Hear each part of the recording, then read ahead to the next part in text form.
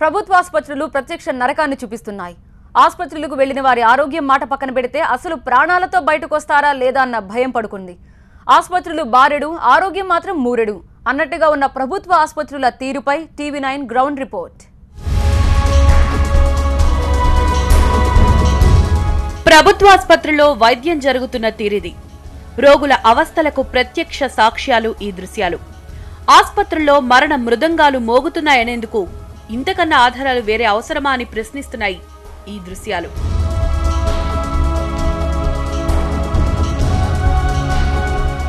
నేలపై పడుకున్న ఇతని పేరు నాగూరాం. ఆదిలాబాద్ జిల్లా పిప్పిరి గ్రామం ఇతంది. ఆరు బయట నేలపై ఇలా పడుకునున్న ఇతనికి ఏదో చికిత్స జరుగుతున్నట్లు కనిపిస్తోంది కదూ. అది నిజమే. అతన్ని అడవి పంది కరిచింది. సొంతూరులో ట్రీట్మెంట్ మొదలుపెట్టి హైదరాబాద్ గాంధీ ఆసుపత్రికి రిఫర్ చేయడంతో వచ్చాడు. కానీ ఇక్కడ ఆసుపత్రిలో చేర్చుకునేవారే లేరు. 10 రోజులైంది. ఇలా గాంధీ ఎమర్జెన్సీ ఎదుట యూరినల్ బ్లాడర్ తగిలించుకుని ఎప్పుడు వైద్యం చేస్తారా అని ఎదురు చూస్తున్నాడు. పంది కొరికింది. అడవి పంది. ఆదిలాబాద్ హాస్పిటల్లో హైదరాబాద్ పోని చెప్పాడు. ఇక్కడికి వచ్చి 10 రోజులు అయినా అటు పోతే ఇక నీది ఇలా కాదు రేపు అంటున్నారు. నీ తట్లనే జరుపుకుంటూ పోతున్నారు. ఈడ ట్రీట్మెంట్ ఏమీ లేదు. అప్పటి నుంచి 10 రోజులు అవుతున్నారు. బయటనే. ప్లాస్టిక్ సర్జన్ లేడు. ఇలా ఇంత దారుణంగా ఇతన్ని వదిలేస్తే ఏవైనా అయితే ఎవరు సమాధానం చెప్తారు అని చలించిపోయి ప్రశ్నిస్తున్నారు ఇక్కడకు వైద్యానికి వచ్చిన సాటి రోగులు. గాంధీకి వచ్చి 10 రోజులు 10 రోజులు 2 రోజులు బయట ఉన్న తర్వాత మళ్ళీ అప్పుడు ఓపీలకు పొమ్మంటే అటు ఇటు ఆరోప్లార్ అంటే దీంట్లో 37వ నెంబర్ అంటారు, 37 అంటేనేమో అక్కడ అంటారు. తిప్పి సాలించుకుని ఈ రోజు వెళ్ళిపోతుంటుండు. సరిగా పండబెట్టి కాదు, ఇంటికే పేషెంట్ తీసుకపోయి ఐటీడీ అది పీఓ ఉంటాడు కదా, పీఓ దగ్గరికి లెటర్ రాయించుకొని తీసుకొచ్చి అవి ట్రీట్మెంట్ చేస్తారా మరి చెయ్యరా అన్నట్లు. ప్రభుత్వ ఆసుపత్రులకు వచ్చిన వారు నిలువున ప్రాణాలే వదిలేస్తున్న సంఘటనలు ఉన్నాయి. ట్రీట్మెంట్ కోసం ఎదురు చూసి ఆసుపత్రి వెయిటింగ్ హాల్లోనే ప్రాణాలు విడుస్తున్నారు. ఇక్కడ కనిపిస్తున్న హృదయ విదారక దృశ్యం అలాంటిదే. ఎక్కడి నుంచొచ్చాడో ఎవరో తెలీదు. చేతిపై ఒక్క పచ్చబొట్టు తప్ప ఆధారాలు తనతో వచ్చిన వారు లేరు. గాంధీ ఆసుపత్రికి ట్రీట్మెంట్కు వచ్చినట్లు ఇతని జేబుల్లో ఉన్న మందులు సాక్ష్యం చెప్తున్నాయి. ఇంత సీరియస్ కండిషన్ పేషెంట్కు లోన చోట్లేదు. అందుకే వెయిటింగ్ షెడ్లో కూర్చున్నవాడు కూర్చున్నట్లే ప్రాణాలు విడిచాడు. ఇలా ఒక అనాథ శవల్లా మిగిలాడు. ప్రభుత్వ ఆసుపత్రుల్లో ఒకవైపు నిర్లక్ష్యపు జబ్బు ఆవహిస్తే మరోవైపు సిబ్బంది కక్కుర్తి రోగులకు శాపంగా మారుతోంది. అడుగు తీసి అడుగేస్తే మామూళ్ళు అడుగుతూ బతికుండగానే రోగుల్ని పీక్కు తింటున్నారు సిబ్బంది. ప్రభుత్వ ఆసుపత్రులకు వేల కోట్లు ఖర్చు చేస్తున్నా అవి బూడిదలో పోసిన పన్నీర్లాగే వృధా అవుతున్నాయి.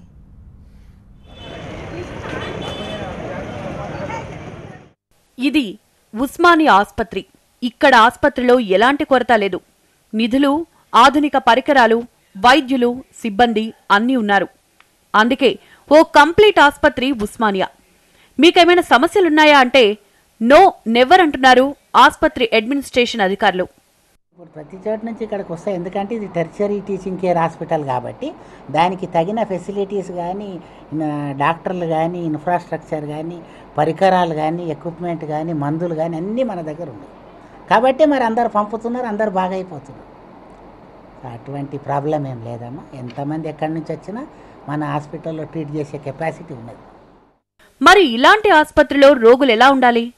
కానీ ఎలా ఉన్నారో ఒకసారి చూడండి. అన్ని సమస్యలే. గుక్కెడు నీళ్లు తాగడానికి లేవు. చివరికి స్వచ్ఛంద సంస్థలు నీళ్లు ఏర్పాటు చేస్తున్నాయి. ఆకలి తీర్చడానికి ప్రయత్నిస్తున్న సంస్థలు. ఇక్కడ నిలువ నీడలేక ఎండలోనే వడ్డించే దుస్థితి.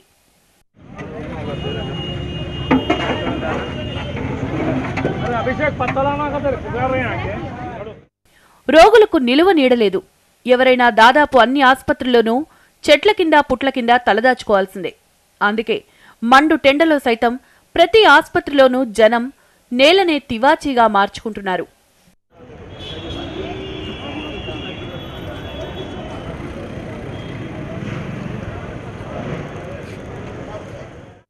తాగడానికి కాదు, ఆసుపత్రుల్లో బాత్రూముల్లో కూడా చుక్క నీరు లేదు. ఇలాంటి వాతావరణం ఒక్కసారి ఊహించుకుంటేనే ఒళ్ళు జలధరిస్తుంది. బాత్రూమ్స్ లో వాటర్ రావట్లేదు సార్, అసలు గలీజ్గా ఉన్నది. అదే వాటర్ కూడా ఎక్కువ రావట్లేదు, నైట్ అయితే వాటర్ రావట్లేదు. ఒకవైపు ఎలాంటి కొరత లేదని చెప్తున్న ఆస్పత్రిలో కొరత కొట్టొచ్చినట్లు కనిపిస్తోంది. అన్ని ఆస్పత్రుల్లోనూ ఇలాంటి పరిస్థితులే కనిపిస్తున్నాయి. అంతేకాదు, ప్రభుత్వాస్పత్రుల్లో సిబ్బంది రోగులను బతికుండగానే ప్రాణాలు తోడేస్తున్నారు. అడుగు తీసి అడుగు వేస్తే నాకేంటి అని చేతులు చాపడం కాదు, శాసించే పరిస్థితులు ఎదురవుతున్నాయి. ప్రభుత్వాస్పత్రిలో ప్రవేశించడం అంటే యమభటులకు లంచమిచ్చి వెళ్లడమే అవుతోంది. అడుగు పెట్టనివ్వరు, అడిగేస్తే బయటకు గెంటేస్తారు. అందుకే ఆస్పత్రి ఆవరణలో నేలపై కూర్చొని ఆ ద్వారం వైపు ఎదురుచూడ్డమే. పైసలు అడుగుతురు సార్, రానిస్తలేరు. డబ్బులు అడుగుతురు, మమ్మల్ని చూడనీక కూడా రానిస్తలేరు పేషెంట్ల కాడికి. మా బిడ్డ ఉంది సార్, బిడ్డ కాలింది, మా పాప కాలింది, చూడనీక రానిస్తలేరు. పొద్దున్న వచ్చినాం సార్, 7 గంటలకు వచ్చినాం మేము. ఆడికి పోయినా ఎంతకు రానిస్తలేరు, పోతున్నాం ఆడికి పోయి వచ్చేస్తున్నాం మేము. అసలు డబ్బులు ఇస్తే రానిస్తారు, లేకుంటే రానిస్తలేరు మమ్మల్ని. లంచం లంచం లంచం, చేతులు తడిపితేనే ఎవరైనా చూడనిస్తారు. ఇంత దారుణమా? ఏం చెయ్యాలి అంటున్న రోగుల బంధువుల ఆవేదన కన్నీరుగానే మిగులుతోంది. వాళ్ళకు ఛాయకు దానికి దీనికి కావాలని అంటారు. నిన్న తీసుకొచ్చినప్పటి నుండి ట్రీట్మెంట్ కంటే దానికంటే సూదులకు దానికి దీనికి డబ్బులు తీసుకుంటూ ఉంటారు, కానీ మంచి దగ్గరకు పోనిస్తలేరు. ఏంటికి వస్తామో తెలుస్తలేదు. ఇది గవర్నమెంట్ హాస్పిటల్లో లేకపోతే ప్రైవేట్లో చూపించుకున్నంత కాదు, పైసలు ఇస్తే కానీ పోనీయరు. సూదులు ఒకటి అవసరం పడ్డాయి అనుకో రాసిస్తారు బెడ్ తెచ్చుకోమని, బెడ్ తీసుకొని పోతే వాళ్ళు తీసుకుంటారు, అవి ఇస్తురా లేదో కూడా తెలుస్తలేదు. రోగులను చూడ్డానికే కాదు, ట్రీట్మెంట్ పొందాలంటే 50-100 సమర్పించాల్సిందే. డాక్టర్ దగ్గరకు వెళ్లాలంటే దక్షిణగా ముందుగా చెల్లించాల్సిందే. ఎవరు ముందు 50 రూపాయలు ఇస్తే వాళ్ళ లోపలికి పంపిస్తారు. 9:30 వచ్చిన నాది వచ్చేటప్పుడు ఇంత టైం పట్టింది. ఎవరు ముందు నాకంటే నిమిషాలు వచ్చిన ముందు అంతా వెళ్ళిపోయారు. ఎవరు 50 రూపాయలు ఇస్తే వాళ్ళు వెళ్ళిపోతారు. అప్పుడు నేను 100 రూపాయలు ఇచ్చి ఈ రిపోర్ట్ తెచ్చుకున్నాను. ఇప్పుడు చెప్తున్నాను కదా, 50 రూపాయలు ముందు ఇచ్చి సార్ లోపల అంటారు. అరే ఆగు నీలాంటి వాళ్ళు చాలా మంది వచ్చిండ్రు, నువ్వేనా ఇక్కడ? నువ్వు 50 రూపాయలు కిందకి ఇట్లా చేసేసి సార్ మీరు వన్ లోపలికి మర్యాద అట్లా ఉంటుంది. ఫస్ట్ ఇస్తే మర్యాద, 10 లేకపోతే మర్యాద. అంతెందుకు, ఆస్పత్రిలోకి రోగి వెళ్లాలంటే తీసుకెళ్లే వీల్ చైర్ కూడా పైసా చేతిలో పడందే కదలదు. అడుగు తీసి కదల్లేని రోగులను తీసుకువెళ్లాలంటే కూడా ఇలా లంచం ఇవ్వాల్సిన పరిస్థితులు ప్రభుత్వాస్పత్రిలో ఘోరమంటున్నారు రోగుల బంధువులు. అది ఇవ్వచ్చు, పేషెంట్స్ మేము వెతుకుతున్నా కూడా ఇవ్వట్లేదు. ఎవరు ఎంత బతిమలాడినా అక్కడ ఉన్నారు ఇక్కడ ఉన్నారు వేరే చూసుకోండి అనేసి చెప్పేస్తున్నారు. ఇంకేం చెప్పట్లేదు. వాళ్ళు పైసలు అడుగుతున్నారు, మేము మా పేషెంట్ కోసం చూసుకొని మేము ఇవ్వాల్సి వస్తుంది. అంతే, ఏం చేస్తారు వాళ్ళకే తెలియాలి సార్. గవర్నమెంట్ వాళ్ళు చూసుకోవాలి, మేము చెప్పేదాన్ని ఏమి ఉండదు కదా. గవర్నమెంట్ చూస్తేనే ఏదైనా చెప్పేది ఉంటుంది. లోపలకు అడుగు పెట్టిన తర్వాత వాళ్ళిష్టం, ట్రీట్మెంట్ చేయాలంటే చేస్తారు, లేదా కాలయాపన చేస్తారు. ఈ నిర్లక్ష్యానికి రోగులు మూల్యం చెల్లిస్తున్నారు. యాక్సిడెంట్ అయిన తర్వాత అత్యవసర చికిత్సకు కూడా కాలయాపన చేస్తున్నారని ఈ రోగి బంధువులు చెప్తున్న మాటలకు ఆస్పత్రి అధికారులు ఏం సమాధానం చెప్తారు? మా అబ్బాయికి యాక్సిడెంట్ అయింది, బొక్క ఇరిగిపోయింది, కానీ 3 days నుంచి పట్టించుకుంటలేరు. అసలు డాక్టర్స్ వీళ్ళు ఏందా నాకు అర్థం కావట్లేదు. నైట్ మొత్తం మేము ఉన్నాము, కానీ డబ్బులు మాత్రం 300, 400, 500 తీసుకుంటున్నారు. ఏం జరగట్లేదు. మొత్తం మెడిసిన్స్ మొత్తం బయట నుంచి తీసుకొస్తున్నాం. మేము అన్ని బయట నుంచి తీసుకొస్తున్నాం. ఏ డాక్టర్ కూడా పట్టించుకుంటలేరు ఇక్కడ. మా చాలా సీరియస్గా ఉంది మా బాబు. కింది స్థాయి సిబ్బందిలో అవినీతి పాతుకుపోయింది. ఆస్పత్రికొచ్చే రోగుల రక్తాన్ని పీల్చే జలగల్లా మారిపోతున్నారు. అవినీతి లేదని చెప్పడం లేదు. అందుకే ఈ పరిస్థితుల్లో మార్పు తీసుకురావడానికి ప్రయత్నాలు గట్టిగా చేస్తున్నామంటున్నారు కొందరు ఆస్పత్రి అధికారులు.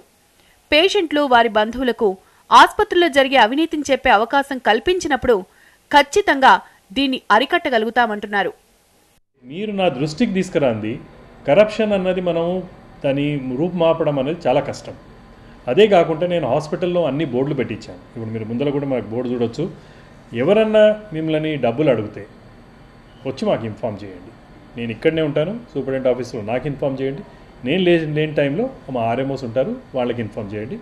లేని పక్షంలో మీకు భయం అనుకుంటే మీరు ఆ కంప్లైంట్ బాక్స్లో జస్ట్ మీరు ఎక్కడైతే అయ్యిందో వాళ్ళది డీటెయిల్స్ మీరు అలా రాసేస్తే వాళ్ళ మీద నేను ఇమ్మీడియట్లీ యాక్షన్ తీసుకుంటాను.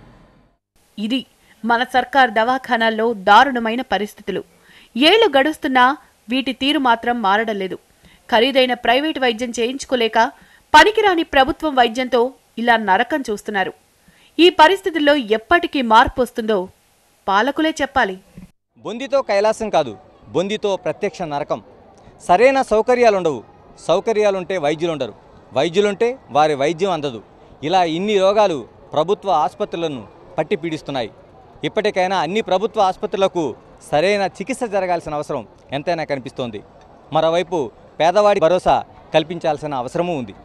కెమెరా పర్సన్ ఎల్ఎం శ్రీనివాస్తో గణేష్, టీవీ9 హైదరాబాద్.